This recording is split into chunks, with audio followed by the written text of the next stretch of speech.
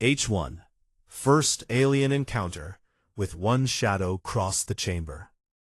H2. Humanity's Titan-class battleship freezes. The alien structure withdrew the way the tide withdraws, slowly, without announcement, without drama, as though the choice had already been made long before any visible sign of it appeared.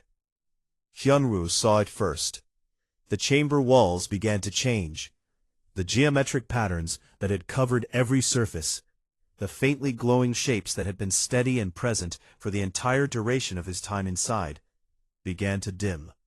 Not urgently, gradually, like lights at the end of an evening being turned down, one by one. The pale, sourceless illumination faded. The alien figure remained where it stood, and as the chamber darkened, the markings on its back, the ones it had turned to show him, faded last, as though they were the final thing it wished him to see.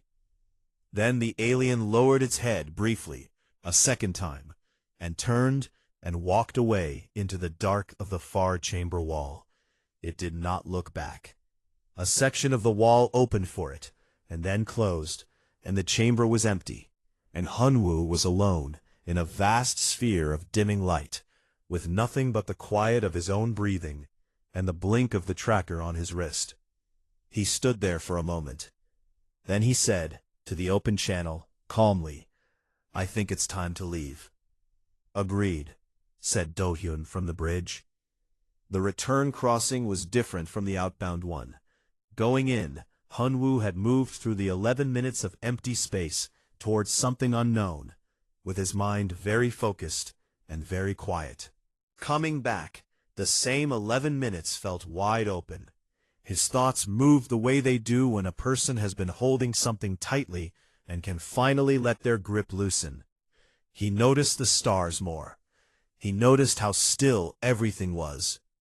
He noticed that his hands, inside the suit gloves, were entirely steady, and that surprised him slightly. He had not known he was going to be steady until he was. Behind him, the alien structure was already moving.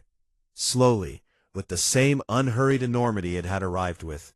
It was withdrawing, not retreating. There was nothing in the movement that suggested retreat. It moved the way a person moves when they have finished what they came to do and are walking home. Purposeful, unhurried, completely without urgency. By the time Hyunwoo cleared the iron wall's docking bay and the outer hatch sealed behind him, the alien structure was already at the edge of sensor range. By the time he unsealed his helmet and stood on solid deck plating again, with Bora beside him checking his readings, and the junior crew standing a respectful distance away, trying not to stare too obviously, the alien structure had crossed the threshold of the Kepler fringe and vanished from every sensor the iron wall possessed. Gone, completely, as if it had never been there at all. Except for the data. Taeho had done exactly what he had been told. Every frame of footage, every sensor reading, every frequency scan, every biometric output from Hyunwoo's tracker, every image of the hull surface patterns, all of it had been continuously recorded and backed up to 3 separate data systems during the entire event.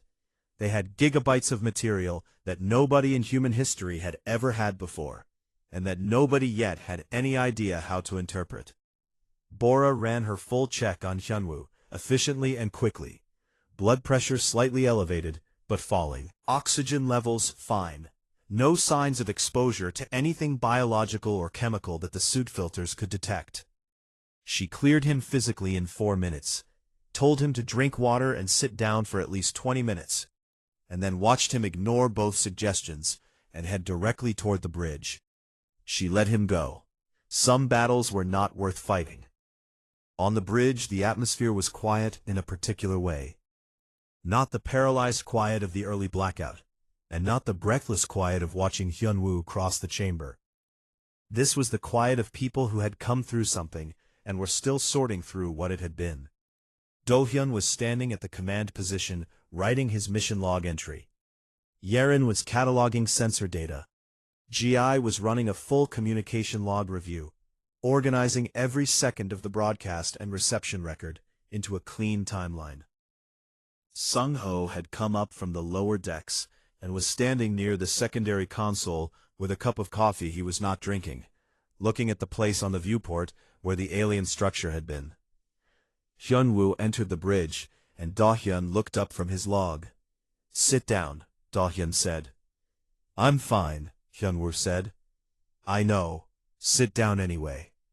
Hyunwoo sat in the nearest available chair, which happened to be Taeho's, since Taeho had moved to give it to him without being asked.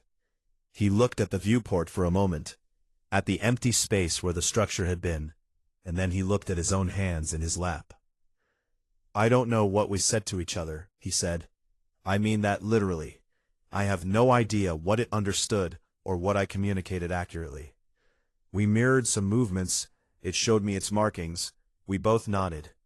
There was no language, no data exchange, no formal contact protocol of any kind. And yet I am absolutely certain that something was communicated."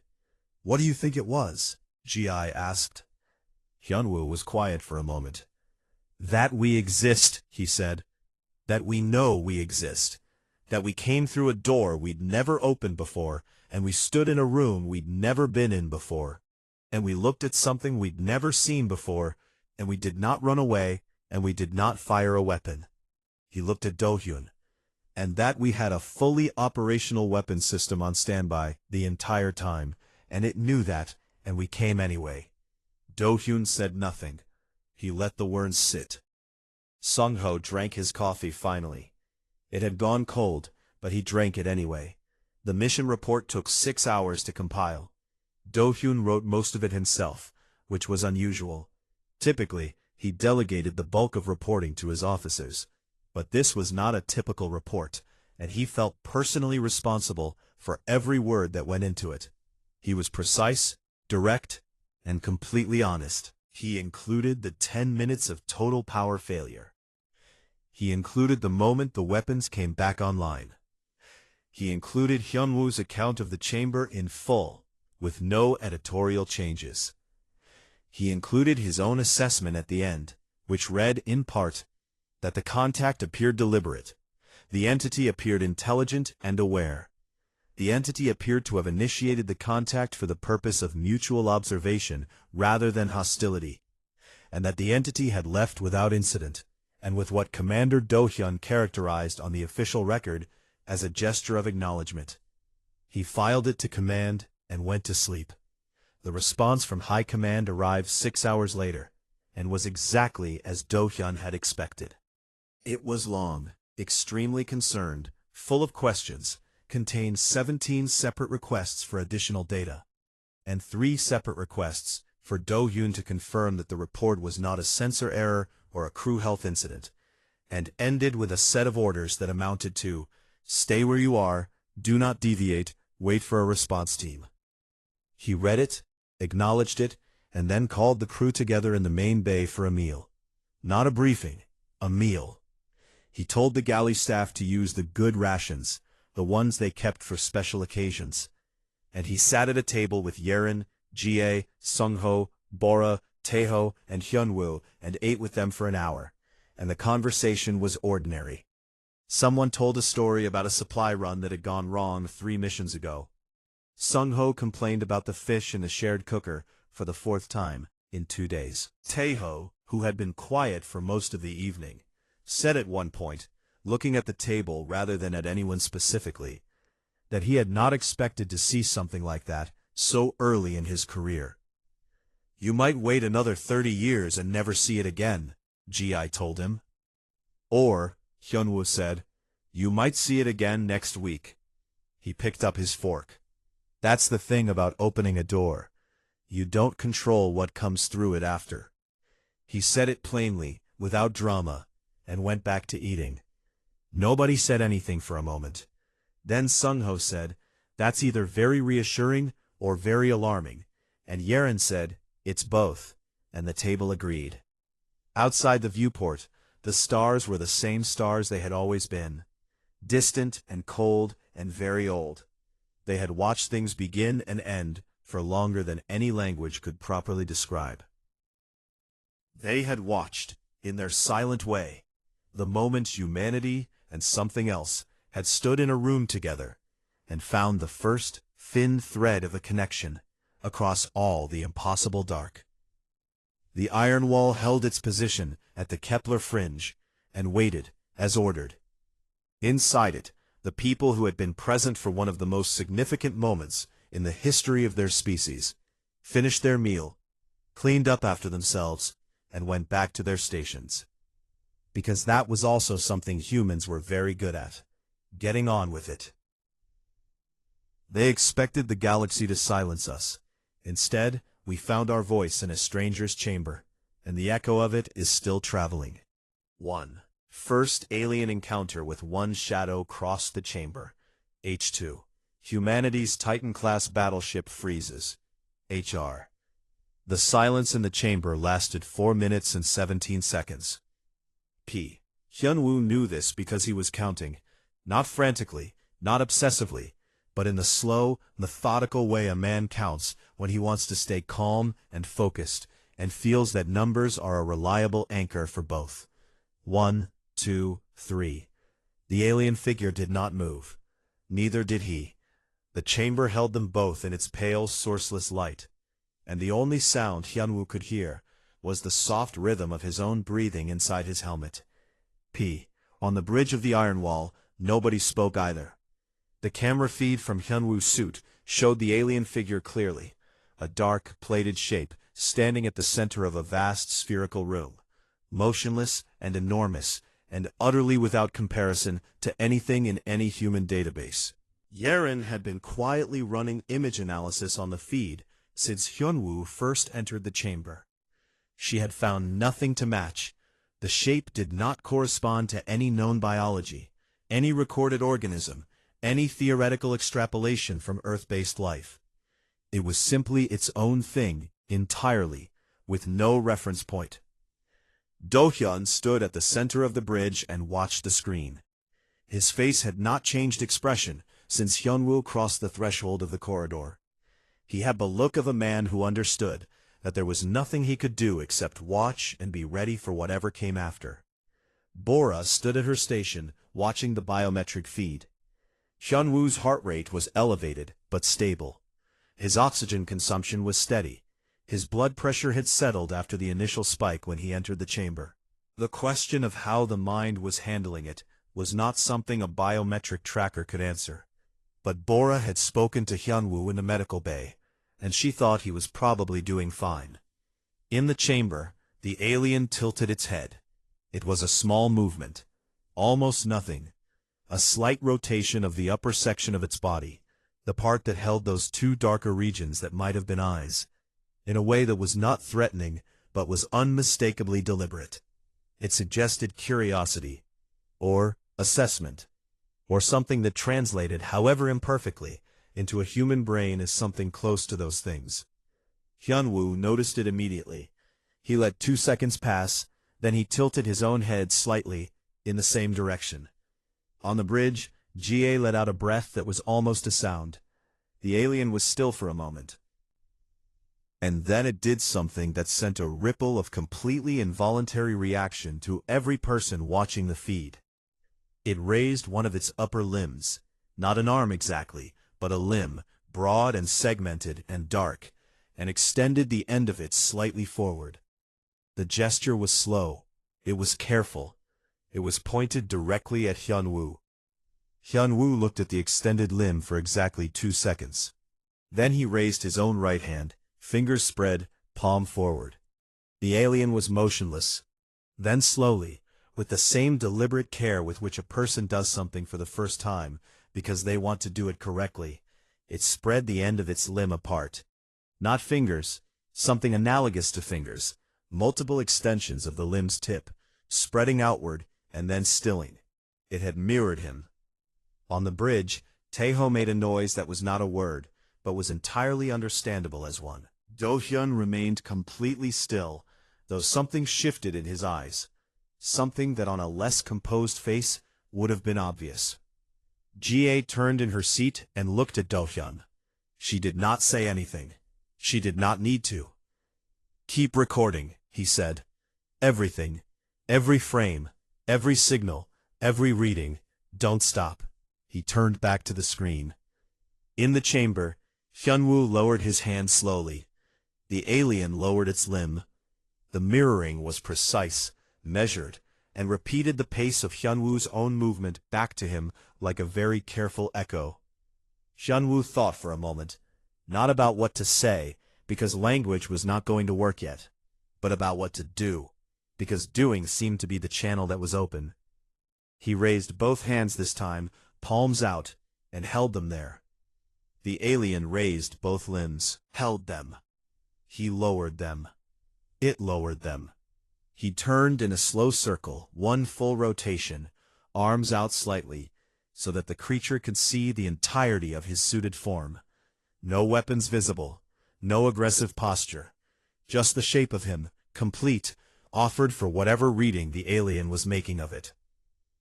The alien turned also, one full slow rotation, and what they saw on the camera feed as it turned made the bridge crew go absolutely quiet in a different way than before. Across its back, the plated surface was covered in a pattern of geometric markings that glowed faintly in the chamber light. Not random, not decorative. They were arranged with a precision that read, even to human eyes with no key to the language, as intentional, as biographical, as something the alien was choosing to show. It was showing them who it was. It understood the gesture, Yeren said quietly. It understood what the turn meant. It understood more than the gesture, Do-hyun said. It knows we look for patterns. It knows we read surfaces. It's giving us something readable. Meanwhile, on the lower deck, Sung-ho had finished his reactor work, and the weapon systems were now fully restored. All batteries charged, all targeting systems online, all firing solutions available. He had brought everything back up quietly, without fanfare, because it was his job, and also because he was the kind of person who felt significantly better about standing in an unusual situation when there was a fully operational weapon system available to him. He reported it to the bridge simply. Weapons fully restored, sir. All systems operational. There was a pause on the bridge. A few people glanced at Do-hyun. He did not respond immediately. He was still watching the feed from the chamber. In the chamber, the alien had completed its rotation and was facing Hyunwoo again. And then, there was no other word for it. It went still in a way that was different from its earlier stillness. Not the stillness of waiting, the stillness of noticing. Its two darker regions shifted position slightly. They moved, and they were pointed not at Hyunwoo, but toward the general direction of the iron wall. It felt the weapons come online, Gi said. It was barely above a whisper. Nobody disagreed. The alien looked back at Hyunwoo, and then it did something that would be described in every account of this moment for the next 200 years, in every language humanity possessed. It lowered itself. Not fully, not prone, not submissive, not collapsed, but it lowered the upper portion of its body, forward, a slow and deliberate inclination, and held the position briefly, and then straightened again. It had looked at the iron wall, felt its weapons, understood what they were, and then nodded. It had acknowledged them, not with fear, not with aggression, with something that translated, imperfectly but undeniably, as respect. On the bridge the silence was total. Do-hyun let it sit for 3 full seconds. Then he said, quietly to no one in particular, "It knows we're armed. It knows we came in anyway, and it's telling us that means something to it." He turned slightly towards Sung-ho's intercom channel. He did not tell him to stand down. He did not tell him to arm the weapons further. He simply said, "Good work, Sung-ho. Hold your position." "Holding, sir," Sung-ho said. In the chamber, Hyunwoo gave one slow nod in return. The alien straightened, and was still. One ancient, vast, and unknown. One small-suited, carrying a tracker on his wrist, and the unspoken weight of an entire species on his shoulders. Standing in a spherical room, in the middle of the deepest space humanity had ever reached, having exchanged no translatable words, no data, no formal agreement of any kind. And yet something had been said. Something had been understood. The channel was open. H1, first alien encounter, with one shadow cross the chamber. H2, humanity's Titan-class battleship, freezes. HR. Ambassador Hyunwoo arrived on the bridge, wearing a gray thermal layer, and carrying a cup of coffee that he had apparently refused to put down, despite being woken from sleep by a priority alert. He was 51 years old, not particularly tall, with a wide, plain face and gray at his temples that he had never bothered to treat. He had spent 30 years in diplomatic service, first on Earth, then on 3 separate colonial stations, and finally as humanity's only official deep space ambassador, a position that had been largely ceremonial until approximately 40 minutes ago. He looked at the main viewport for a long moment. Then he looked at the alien structure on the sensor display. Then he drank his coffee. "How long has that been there?" he asked. "About 40 minutes, Do-hyun said. "It shut us down, completely, for nearly 10 minutes after arrival. Full power loss, no weapons, no comms. Then it opened something on its hull, facing us." Hyunwoo looked at the feet of the opening on the alien hull. The corridor, if that was what it was, had stabilized into a wide oval passage that led inward into the structure. It was lit from somewhere inside, a pale, even light that had no obvious source. The passage was large, very large, large enough to walk a small shuttle through. "And it hasn't communicated," Hyunwoo said. "GA has been broadcasting a mathematical tone pulse for 20 minutes, Do-hyun told him. "No response. No signal of any kind has come from the structure. It just opened the door and waited." Hyunwoo set his coffee cup down on the edge of Yeren's station. Yeren moved it slightly to a more stable position without looking at him. He did not seem to notice. "They disabled us without damage. They opened a passage directed at us. They're waiting. All of that is deliberate communication, even without a signal. They want someone to come to them." He paused. "I know," Do-hyun said. There was a short silence in which both men understood each other completely. "I'll go," Hyunwoo said. "I expected you to say that." "Then why did you look like you were going to argue about it?" "Because I am going to argue about it," Do-hyun said. "Not to stop you, just to be recorded as having argued." He gestured toward the sensor feed. "You'd be crossing 6 kilometers of open space in a single EVA suit, entering a structure we know nothing about, to meet something we cannot describe. If anything happens to you on the other side of that hull, we have no way to reach you and no way to help you." "That's correct," Hyunwoo said. He said it with the calm ease of a man who had processed the information already and moved past it. "It's also correct that if I don't go, we've turned down the only invitation we've received in 400 years of looking for something out here. That seems worse." Do-hyun held his gaze for a moment, then nodded once. "Medic Bora will prep you."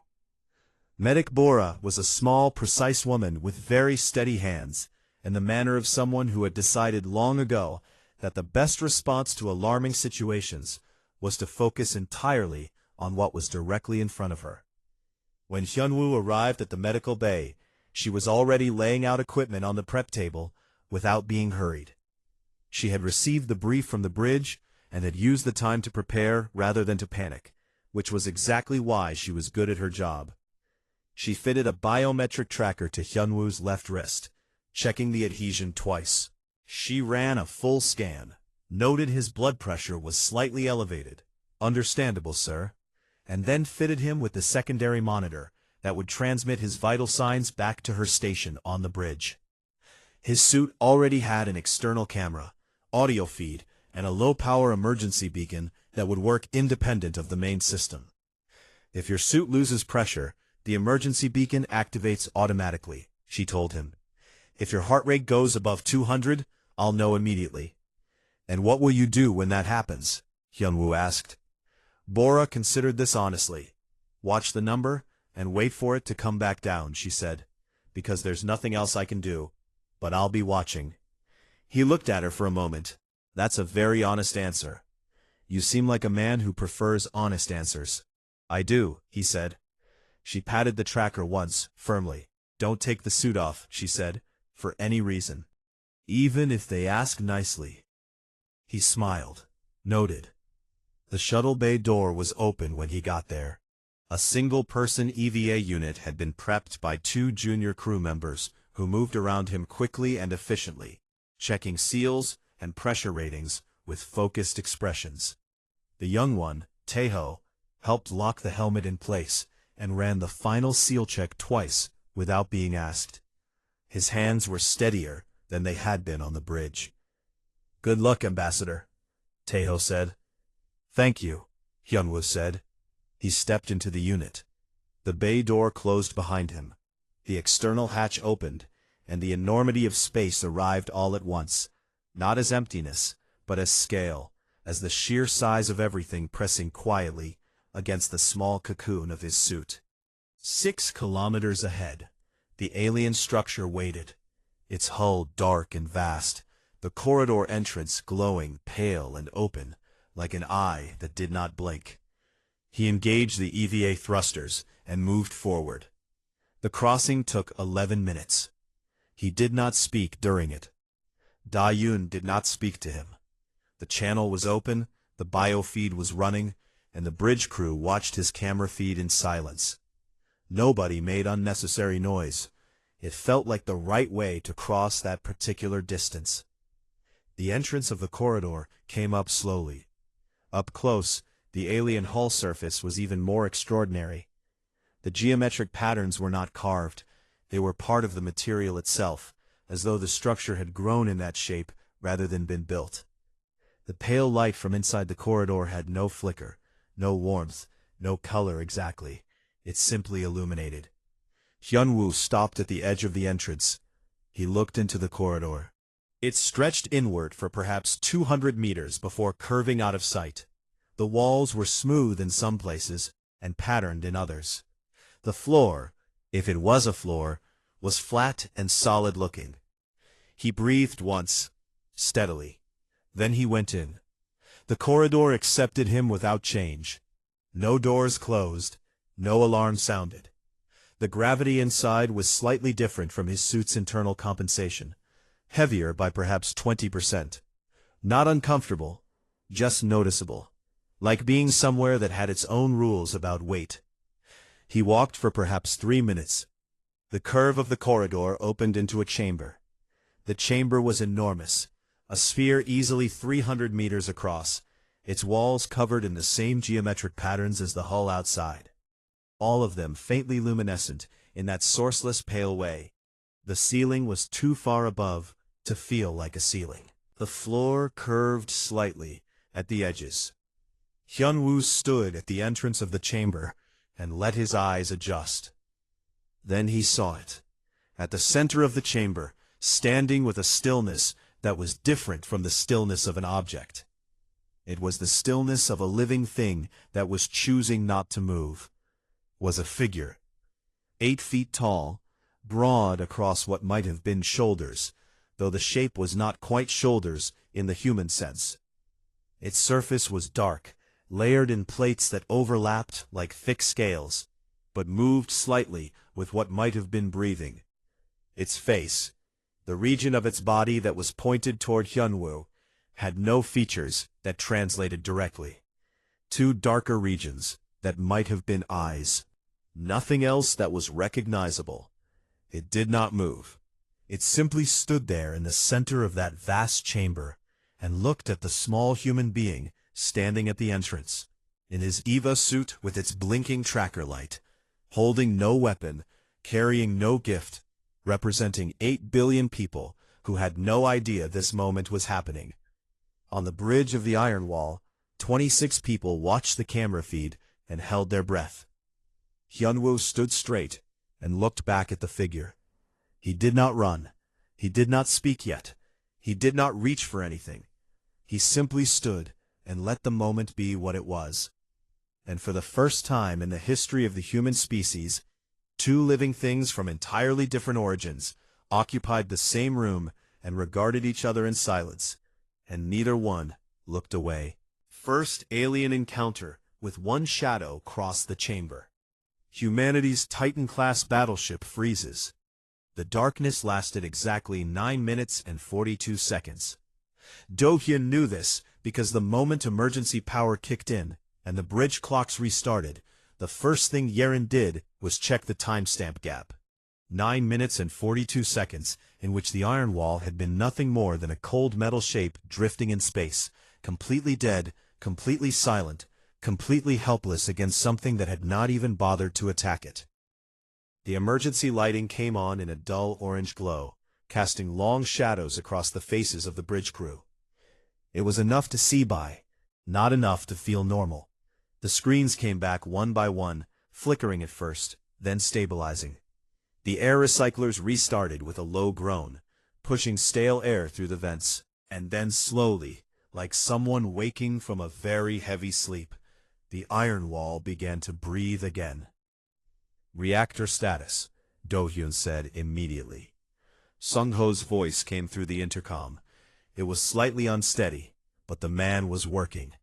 That was what mattered. "Emergency power is holding. Main reactor is offline. Something cut the ignition sequence mid-cycle. I'm working on a manual restart, but sir, the startup takes 18 minutes minimum, and that's if everything cooperates." "Weapons?" "Offline with the reactor. I have nothing to give you right now." Do-hyun absorbed that without visible reaction. "Understood. Keep working. Priority is life support and sensors, in that order. Weapons can wait." "Yes, sir." Yeren had already pulled up what sensor data the emergency systems could offer. It was limited, working at roughly 12% of normal capacity. But it was enough. The alien structure was still there. Still slow. Still massive. And now, according to the positioning data, no longer passing them. It had stopped. "It stopped moving," Yeren said. She said it the way someone announces that the weather has changed, factual and flat. Because the alternative was to say it in the way that the words actually deserved, which would have been loud and frightened. "It's holding position approximately 6 kilometers off our port side." 6 kilometers. In space, that was close. On the Iron Wall's tactical map, the alien object appeared as a filled shape so large it barely fit on the display, even at the widest zoom setting. The ship itself, the Iron Wall and all its 3 kilometers of hull, appeared as a thin line beside it, a splinter next to a building. GI was at her station, headset on, cycling through every frequency the emergency systems would allow. "No transmissions," she reported. "No electromagnetic output of any kind from the structure. No radiation. It's just sitting there. Our sensors can see it, but they can't read it properly. It's like trying to measure something that doesn't want to be measured. Or something that already knows we can't measure it properly," Do-hyun said. The bridge was quiet. Not the quiet of people with nothing to say. The quiet of people with too much to say, and no words that felt right. There were 26 crew members aboard the Iron Wall at that moment. 6 on the bridge, the rest distributed through the lower decks, the engine room, the medical bay, the crew quarters. Do-hyun knew all their names. He knew which ones were calm under pressure, and which ones were good at pretending. He knew that right now, in the dim orange light of emergency power, every single one of them was waiting for him to tell them what was happening and what came next. He had no answers yet, but he had a direction. "GA," he said, "I want you to begin broadcasting on all open frequencies. Not a message yet, just a tone, a repeating pulse, simple, clean, mathematical, the kind of thing that says we are here and we are intelligent without saying anything specific. Can you do that?" GA's hands were already moving. "Already running the pattern, sir. Fibonacci sequence, broadcast in 3 formats simultaneously." He nodded. He had known she would already be ahead of him. On the secondary display near the port wall, a young crew member named Taeho was running a visual analysis of the alien structure's surface. He had been doing it quietly, without being asked, pulling together what the exterior cameras could still see, and trying to make sense of the geometry. He was 24 years old and had been on his first deep space posting for 7 months. His hands were shaking slightly, but his eyes were very focused. "Commander," he said, hesitant but firm. "The patterns on its hull, the geometric shapes, they're not random. I don't know what they mean, but they follow a structure, like a language or a map, or both." Do-hyun crossed to his display and looked. The patterns were angular, deeply carved, or formed into the surface material, repeating, but with subtle variations. They covered the visible surface of the structure in every direction, like an enormous text that had been written by something with patience that no human institution possessed. "Log everything," Do-hyun told him. "Every frame the cameras can capture. Don't analyze yet, just collect." "Yes, sir." The 18 minutes Sung-ho had promised for the reactor restart became 23, because the manual ignition sequence hit a magnetic lock that had engaged during the shutdown and had to be bypassed physically. Sung-ho did it himself, crawling into a conduit space that was not designed for a grown man's shoulders, swearing quietly and continuously in a way that was not transmitted over the intercom, but which several nearby engineers appreciated as a kind of emotional support. When the reactor came back online and the main power returned to the bridge, the screens lit up fully and the picture became much worse. Full sensor resolution revealed what the emergency systems had only partially shown. The alien structure was not simply large, it was extraordinary. The material of its hull registered on no known spectrum. It absorbed light, radar, sonar, and every active scan the iron wall projected at it. The only reason they could see it at all was because of what it blocked. The stars behind it were simply gone, replaced by a dark shape that moved with slow, deliberate intention. And there was something else. On the far side of the alien structure, at its midpoint, a section of the hull was changing. The geometric patterns there were moving, slowly rearranging. The shapes that had been carved or formed into the surface were sliding apart, opening, creating a gap that grew wider as they watched.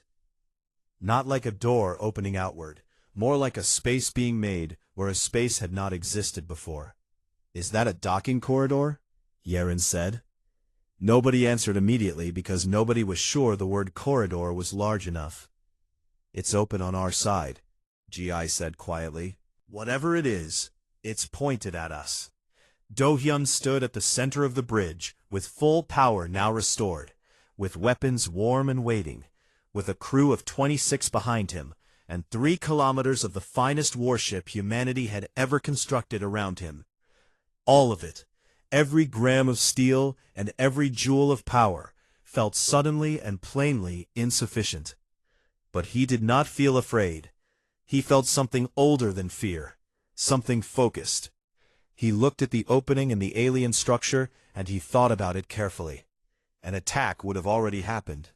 A ship that could kill their power from 6 kilometers away without a single detectable weapon discharge did not need to open a door if it wanted to destroy them. A door meant something else. A door was an invitation.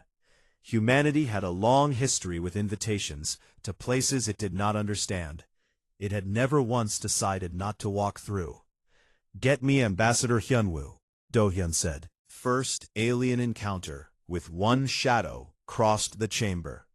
Humanity's Titan-class battleship freezes. The stars did not move. They never did. But Commander Do-hyun had spent 11 years staring at them from the bridge of various ships, and by now he knew their silence better than his own heartbeat. Out here, past the Kepler fringe, past the last marker buoy humanity had planted in the dark, the stars felt different, older, heavier, like they were watching something they had seen before and were waiting to see again. The UES Iron Wall was the largest warship humanity had ever built, a Titan-class battleship, nearly 3 kilometers long from bow to stern. Its hull was layered with compressed alloy plating, the kind that could take a nuclear strike and still hold pressure. Its weapons array carried enough firepower to crack open a small moon. It had been built, not out of fear, but out of the very human idea that if something was worth doing, it was worth doing at the largest possible scale. The engineers who built it had not asked, "Do we need this?" They had simply asked, "Can we build it?" The answer had been yes, so they did. Do-hyun stood at the center of the bridge, with his arms crossed and his eyes on the main viewport. He was not a tall man, but he carried himself in a way that filled a room. His uniform was clean, his short black hair neatly kept, and his face wore the permanent expression of someone who had already considered every possible problem and decided to deal with them when they arrived. He was not the kind of man who panicked. He was the kind of man who made other people stop panicking just by being in the same room. Tactical Officer Yeren sat at her station to his left, scrolling through long-range sensor data with the quiet focus of someone who genuinely enjoyed her work. She was younger than Do-hyun by nearly a decade, sharp-eyed, and had a habit of tapping her finger against the edge of her console when she was thinking. She was tapping now. "Anything?" Do-hyun asked without looking at her. "Nothing on long range," she said. "Same dead space we've been watching for 3 days. No signals, no movement, no debris fields. Just stars." "Good," he said. It was not good, actually. It was boring. The crew of the Iron Wall had been on this patrol for 18 days, assigned to sweep the Kepler fringe for any signs of unusual energy output, following a series of strange readings that a deep-range probe had picked up 6 weeks prior. The readings had been brief, unclassified, and largely dismissed by command as sensor noise. Do-hyun had not dismissed them. He had requested the patrol himself. His superiors had approved it mostly to keep him occupied. So far, there had been nothing. Engineer Sung-ho's voice came over the intercom from the lower decks. "Bridge, all systems are running clean. Reactor output is steady, no fluctuations. Life support nominal. Weapons are on standby." He paused. "Also, someone in Bay 7 is heating fish in the shared cooker again. I'm logging it as a mechanical complaint, because I don't know what else to do." Yeren smiled without looking up.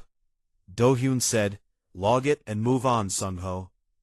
"Already done, sir," Sung-ho replied. Lieutenant Jie, standing near the secondary comm station across the bridge, let out a quiet laugh, and then pressed her lips together when Do-hyun glanced at her. She was the ship's communications officer, precise and composed, with a memory sharp enough to recall signal frequencies the way others recalled song lyrics. She was also, quietly, the most liked officer on the ship, though she would have been uncomfortable to hear anyone say so. The shift continued without event. Do-hyun reviewed patrol logs. Yeren ran passive sensor sweeps at 30-minute intervals. Jie monitored all frequencies, standard, deep range, and experimental, and heard nothing but the low electromagnetic hum of empty space. 3 other crew members moved through their rotations on the bridge, trading quiet words and the occasional cup of recycled coffee. It was at the 2-hour mark that things changed. Yeren's fingers stopped tapping. "Commander," she said. Her voice had shifted. It was still steady, but the word came out with a particular kind of weight that Do-hyun had learned to recognize over years of working with good officers. It was the voice of someone who had just seen something that did not fit. He moved to her station, without rushing. He looked at her screen. The long-range sensor display showed a reading. Not noise, not a probe artifact. A solid, structured mass reading, appearing at the far edge of the sweep zone. It was large. The number next to the mass indicator was climbing as the sensors tried to get a full measurement. It passed the size of a carrier ship, then a station, then something with no reasonable comparison in the human catalog. "Is that a malfunction?" Do-hyun asked quietly. "I ran the diagnostic twice while you were walking over," Yeren said. "Sensors are clean." He straightened up. "How long until visual range?" "At its current approach speed, and it is approaching, sir, slowly but directly, about 4 minutes. 4 minutes. Do-hyun turned to the bridge and said, in a voice that was firm without being loud, "All hands, go to condition yellow. Not red, yellow. I want everyone calm and at their station. GA. Open all frequencies and start passive recording on everything. Sung-ho, bring the reactor to full output and put weapons on warm standby. Do not arm, standby only." The bridge moved with practiced efficiency. There was no shouting, no scramble. These were trained people. They had drilled for unknown contact scenarios, though everyone in the room had privately believed those drills were theoretical. The 4 minutes passed like 4 hours. Then the object came into visual range. The main viewport was large, nearly the full width of the bridge's forward wall, and if it shone Do-hyun's supernovas, nebulae, asteroid fields, and the curved beauty of planets from above, he had never thought of it as a small window until this moment. The thing that crossed in front of the stars was not a ship in any sense that word had previously held meaning. A moving continent of dark material, angular and vast, its surface covered in geometric patterns that caught no light and reflected nothing. It moved without any visible propulsion. It made no sound. Space made no sound. But looking at it felt loud somehow. It felt like pressure behind the eyes. 40 kilometers. That was the number Yeren read from her screen. 40 kilometers from end to end. The Iron Wall, humanity's greatest warship, its 3-kilometer titan of steel and firepower, was a small stone beside a mountain. And then every light on the bridge went out. Every screen, every console. The hum of the reactor, a sound so constant that the crew had stopped hearing it weeks ago, went silent. The air recyclers stopped. The soft, mechanical heartbeat of the ship that had been running for 18 straight days simply ceased, completely and instantly, as though someone had reached into the machine and removed something essential. The bridge sat in total darkness and total silence. Nobody spoke, nobody moved. And through the viewport, visible now only by the faint light of distant stars, the shadow continued to cross the chamber of space in front of them, slow and enormous and completely indifferent to the frozen ship it had just silenced, without a single shot fired. Do-hyun stood in the dark. He did not reach for anything. He did not call out. He simply stood, eyes on the shape beyond the glass, and breathed slowly, and waited. Because that was the thing about humanity that most people forgot, even humans themselves sometimes. They were very, very good at waiting.